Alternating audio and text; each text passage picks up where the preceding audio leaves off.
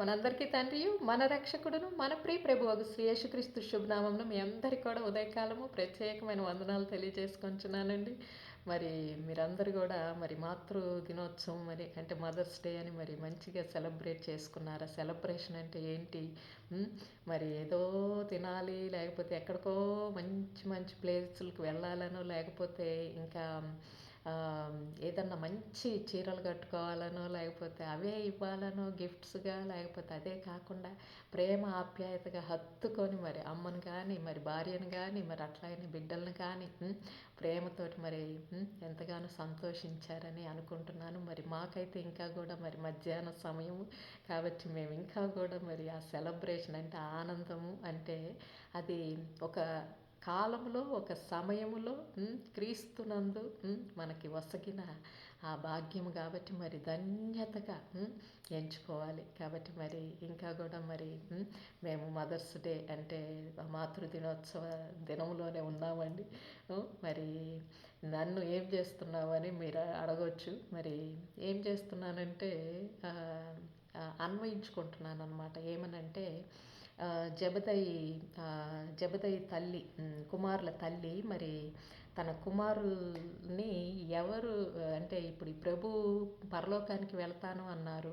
మరి ఆ తండ్రి సింహాసనం మీదకి మరి ఎవరిని కూర్చోబెడతాడు నా కుమారుడు? మరి నా కుమారుల్ని ఇద్దరు ఉన్నారు. మరి ఫస్ట్ నేను వెళ్ళి క్లెయిమ్ చేసుకొని ఇదిగో ఈ కుమారుణ్ణి కుడివైపు, ఈ కుమారుణ్ణి ఎడం వైపున కూర్చోబెట్టమని నేను అడిగేస్తే పోద్ది కదా అని చెప్పేసి అడిగిందంట.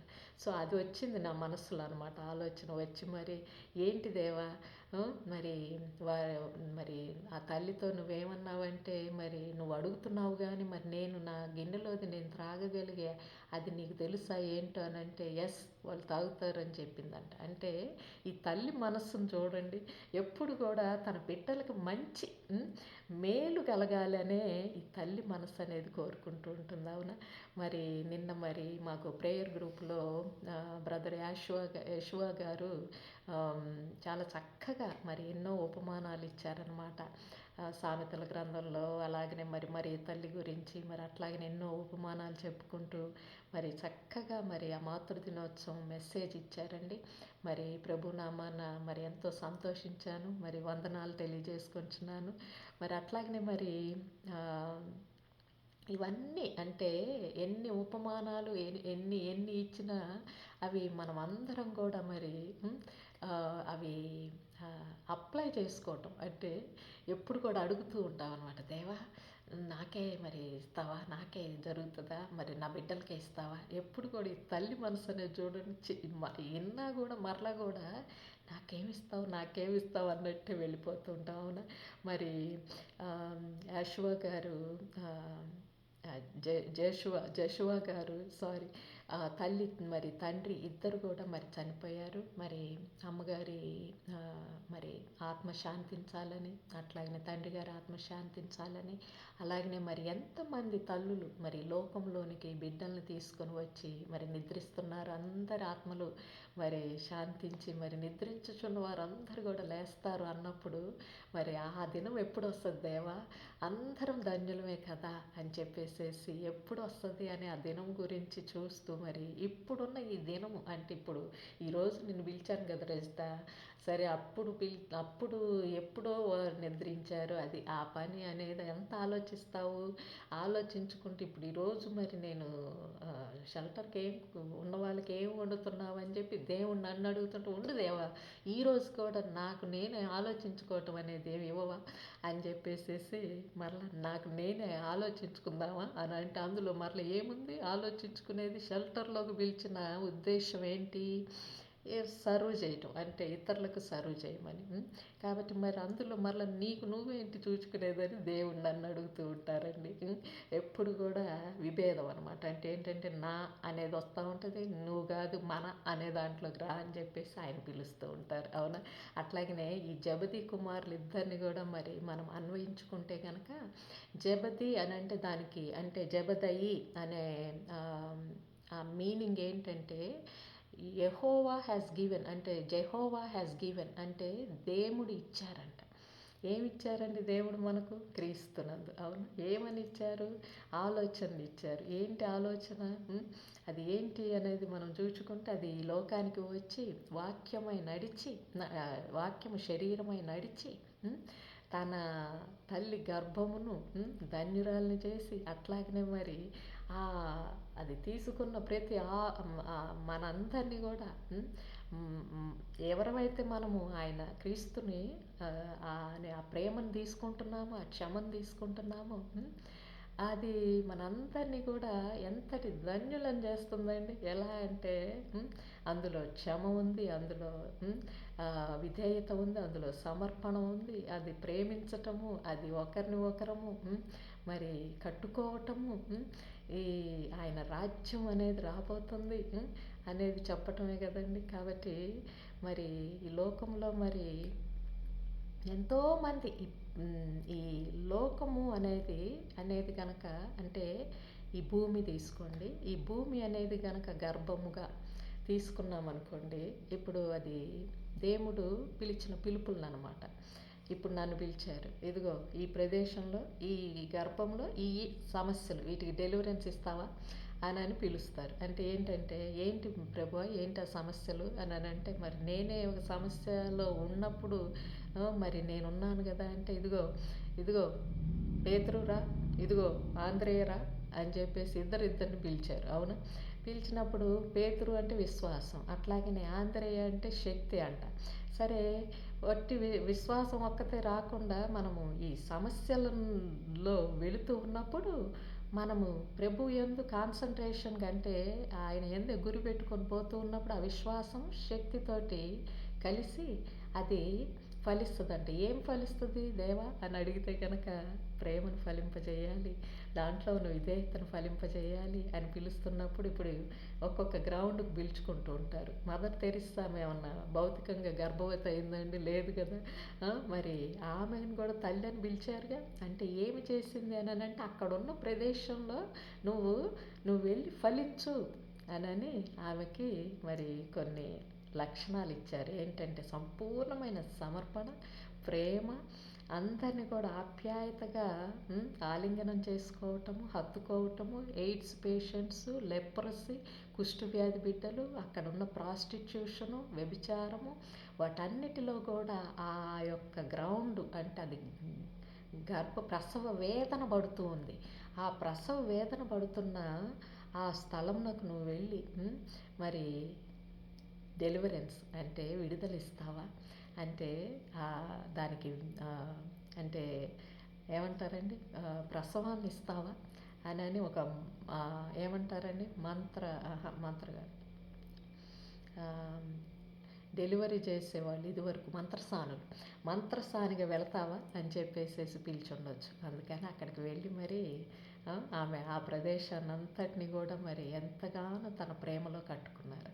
అక్కడ ఆ ప్రాంతము అలాగనే ఆ ప్రాంతమును బట్టి లోకానికి ఆమె మరి మదర్ తెరిస్సా అంటే ఒక పేరునే దేవుడు ఇచ్చేసారు. అట్లాగనే మనమందరం కూడా మన తల్లులు ఎంతకి మన ఆలోచిస్తూ ఉంటారు. అవునా? కానీ కొంతమంది అలా ఆలోచించినా కూడా వారి బిడ్డలు ముందుకు వెళ్ళి ఈ లోకంలో ఎన్ని గొప్ప కార్యాలు చేస్తున్నారండి.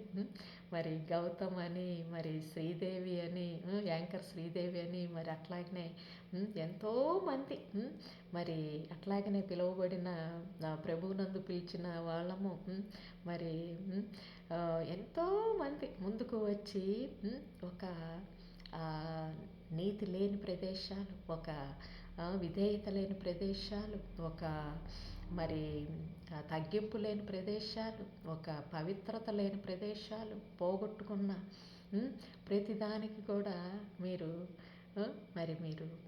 అక్కడ పనిచేసి అంటే మీరు దానికి ఆ గ్రౌండ్లో డెలివరెన్స్ దాని ప్రసవానికి మీరు సహాయపడతారా అని చెప్పి అడుగుతున్నట్లే ఉంటుంది కదండి. మరి జబదయి అని అంటే యెహోవా గివెన్ అంటే దేవుడు ఇచ్చింది ఏమిటండి? ఇచ్చింది ప్రేమనిచ్చారు. ఈ ఆలోచనలో ఏమి మనము ఇద్దరు కుమారులను చూచుకుంటే యాకోబు, యోహాను. ఒకరేమో తెలివి, జ్ఞానం అంట, విజ్డమ్. అట్లాగే యోహాన్ అంటే ప్రేమ. ఈ రెండిటిని ఆమె ఏమడుగుతుందంటే, నీకు ఎవరు కూర్చుంటారు, నా కుమారులు ఎవరు కూర్చుంటారు నాకు అవసరం లేదు, కానీ నా కుమారులని నువ్వు కుడివైపు ఎడం వైపున కూర్చోబెట్టుకో దేవా నువ్వు వెళ్ళినప్పుడు అని అంటే, యేసుక్రీస్తు ప్రభు ఏమన్నారంటే, నా దగ్గర ఏముందమ్మా, తండ్రి దగ్గరే ఉంది సమస్తము. అవునా? మీరు ఏమి అడుగుచున్నారో అది మీకు తెలియదు. గిన్నెలో నాకు ఇచ్చింది నా తండ్రిది, మీరు తాగగలరా అంటే, ఓ తాగగలమా అన్నారంట. తాగగలమని అన్నా కూడా, అయినా కూడా కుడివైపున ఎడం వైపున కూర్చునేది ఆ తండ్రి వశమున ఉన్నది అని చెప్పేసి ఆ తర్వాత వాక్యాలు ఏం చెప్పారంటే, ఈ లోకములో ఎప్పుడు కూడా మీరు ఇది తల్లులకి పాఠము, అట్లాగిన బిడ్డలకి కూడా పాఠం అనమాట. ఏమనంటే, ఎప్పుడు కూడా ఎక్కడ కూర్చుందామని చూస్తూ ఉంటారేంటి అని అడిగారంట. ఎందుకంటే మనం ఎప్పుడు కూడా ఒక సీటును చూసుకుంటూ ఉంటాం.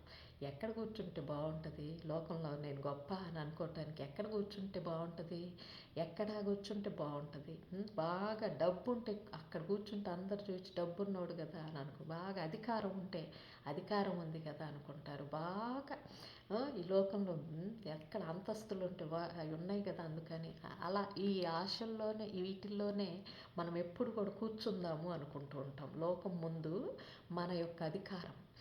కానీ దేవుడు ఏమంటున్నారంటే, నా తండ్రి రాజ్యం వేరు, అది కనపడనది. అది కనపడని దానికి మీరు కనపడే వాటిల్లో ఇతరులకు కూర్చుందామని చూస్తారేంటి అని అనుకుంటాం. మన కుర్చీలు మనం ఆలోచించేదంతా కూడా ఎప్పుడు కూడా నా నా నా నా నా నా అనేదంతా కూడా కనపడేది. కనపడని దాని ఆ కుర్చీ అనేది నా తండ్రి. అది కనపడదు, అది వ్యూహాత్మకం. అంటే మీరు ఆలోచించుకొని, క్రీస్తునందు సమస్తము ఆయన ఏర్పరచబడినప్పుడు ఆ సింహాసనము, అది దావీదు సింహాసనము, అది ఏంటి అనేది ఎప్పుడన్నా ఆలోచించుకుంటున్నారా?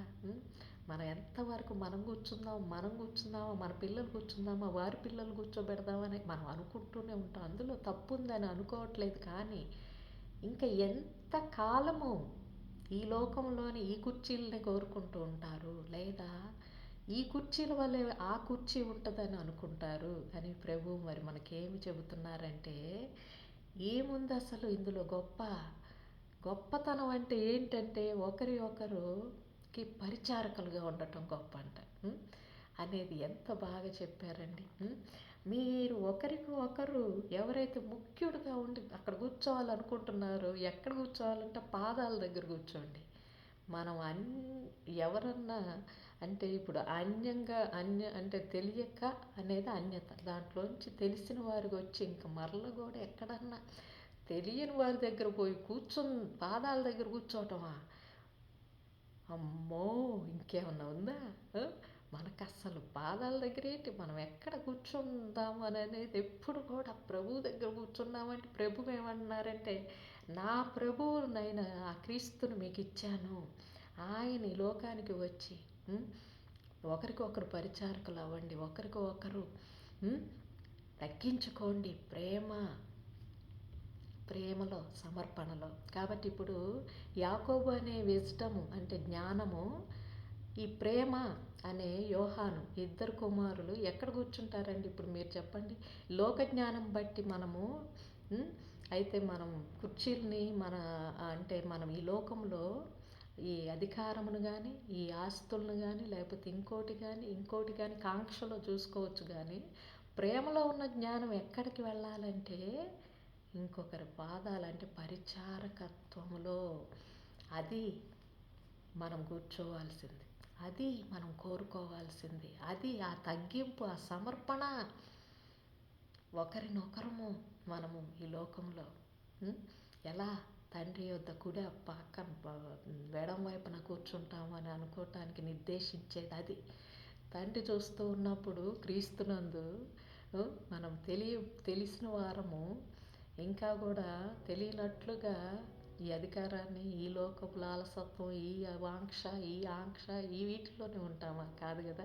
కాబట్టి మరి మన దేవుడిచ్చిన జ్ఞానాన్ని ప్రేమలో, తగ్గింపులో మనం గనక సమర్పించుకుంటే ఆ పరలోకపు తండ్రి తన క్రీస్తునందు మనం పెట్టే ప్రతి ఒక్క విధేయతను కూడా దీవించగలరు. అవునా? అలాగనే మరి మన ప్రతి ఆలోచనలో కూడా ఒకటేమో చెయ్యి అంటుంటుంది, ఇంకోటేమో వద్దులే అంటూ ఉంటుంది. చూడండి, ఎప్పుడు కూడా దాన్ని ఏమంటారంటే ఇంగ్లీష్లో అఫర్మేషన్ అనుకోవటము, ఇంకోటి డినయింగ్ అంటారు. ఇది 2 కుమారులు. మనం అనుకుంటాం నేను ఒక్కడనే అన్నాను అని అనుకుంటూ ఉంటాం, కానీ దేవుడు అంటూ ఉంటారు వాడిలో కూడా 2 ఉన్నాయమ్మా. అంటే ఏంటంటే ఆలోచనలు. ఆ రెండిటిని కనుక ఎప్పుడైతే మేళవించి నీ కుమారుడు ఎప్పుడైతే సమర్పణగా సమర్పిస్తాడో అప్పుడు అది ఫలవంతం అవుతుంది. అదే కదండి క్రీస్తు. ఈ అఫర్మేషను అంటే అనుకోవటము, ఈ లోకంలో మనం కొన్ని వద్దు వద్దు వద్దు అనుకుంటాం. ఈ రెండింటిని కూడా ఆయన తన సమర్పణలో, తన ప్రేమలో, తన రక్తంతో, తన దేహంలో చూపించిన ఆ ఒక్కతనము అంటే ఒక్కడే ఆయన వలన లోకానికి సమర్పణ. అట్లాగనే మనం కూడా ఎప్పుడైతే ఈ 2 ఆలోచనలో ఉన్న అస్థిమితాన్ని ఎప్పుడైతే మనం కలగలుపుతామో క్రీస్తు ప్రేమనందు లోక జ్ఞానము నశించిపోతుంది, క్రీస్తు ప్రేమ ఉద్భవిస్తుంది. ప్రతి విషయం కూడా నశించిపోయే ప్రతి దాన్ని వెతుకుటకు మనుష్య కుమారుడు వచ్చను అని ఆయన చెప్పారు. అవును. కాబట్టి మనకి కూడా ఇచ్చిన అవకాశం ఏంటంటే మనుషులందరికీ కూడా ఒక అవకాశం దేవుడు ఇచ్చారనమాట ఫలించటానికి. అది క్రీస్తు ప్రేమనందు ఎప్పుడైతే సమర్పణగా పెడతామో ఈ వద్దన్న ప్రతి అన్నది కూడా ఈ చేద్దామన్న దాంట్లోనికి లయమైపోతూ ఉంటుంది. నెగిటివిటీ లోకంలో ఉన్న ప్రతి ఒక్క మరి అసందర్భం కానీ, ఏదైతే తెలియని తనంలో పెట్టింది కానీ, ఏదైతే చెడుతనంలోనికి మారింది కానీ అన్నిటికీ మూలం స్వార్థం. ఆ స్వార్థానికి కూడా 2 ఆలోచన, అంటే ముందు ఒకటి చేద్దామా వద్దా అన్న ఆలోచన ఉంటుంది కదా. కాబట్టి మరి ఇప్పుడు వద్దు అన్నదాన్ని తీసుకున్నాము, ఇప్పుడు మరలా కూడా దాన్ని మిళితం ఎలా చేస్తామంటే నిస్వార్థంలోనికి. నిస్వార్థమైన ప్రతి ప్రయత్నానికి కూడా ఒక ఫలింపునిచ్చారండి దేవుడు. అది క్రీస్తునందు ఆయన ప్రేమ. మరి ఆయన ఆ నిస్వార్థమైన ప్రేమతోటి ఈ లోకానికి వచ్చి మనందరికీ కూడా ఒక దారినిచ్చారు. అవునా? కాబట్టి మరి మనం అందరం కూడా ఫలించే తల్లులముగా, తండ్రులముగా దేవుడు దీవించిన ఈ సమయాన్ని మరి నిరర్థకం చేసుకోకుండా ప్రతి ఒక్కరము కూడా దేవుడికి మరి ఆయన పక్షమున కుడి అయితే ఏమి ఎడమైతే ఏమి కోరుకోవట్లేదు, కానీ నీ పాదాల దగ్గర నాయన ప్రభు అన్న మరియను బట్టి మరి ఎప్పటికి కూడా ఆ ప్రేమను, ఆ ప్రేమలో ఉన్న సమస్త జ్ఞానాన్ని కూడా మిళితం చేయగలిగే సమర్పణ, తగ్గింపులో నేను ఎప్పుడు కూడా నీ పాదాల దగ్గరే ఉంటాను దేవా అనని మరి మనం అందరం కూడా కోరుకునే స్థితి మనందరికీ రావాలని. లోకానికి మరి కళ్యాణం అంటారు. అంటే ఏంటంటే అది ఎప్పుడైతే మనం మన ప్రతి ఆలోచనను క్రీస్తు సమర్పణలో, తగ్గింపులో ఒకరికి ఒకరు పరిచారకులంగా, ఆ పరిచారకం అంటే మంచి చెడే అని కాకుండా ఏదైనా కూడా నేను సర్వ్ చేయగలను అనే దాంట్లోకి మనం మారతాము. అది క్రీస్తు యొక్క జీవ మార్గం అవుతుందండి ప్రతి ఒక్కరికి కూడా అని మరి దేవుడి వాక్యాన్ని దీవించాలని కోరుకొనొచ్చు. మరి మరలా ఇచ్చే కృపా సమయంలో మరి మీ ముందుకు వస్తానని, అంతవరకు కూడా సెలవు తీసుకోవచ్చు. ప్రేమతో మీ రచిత.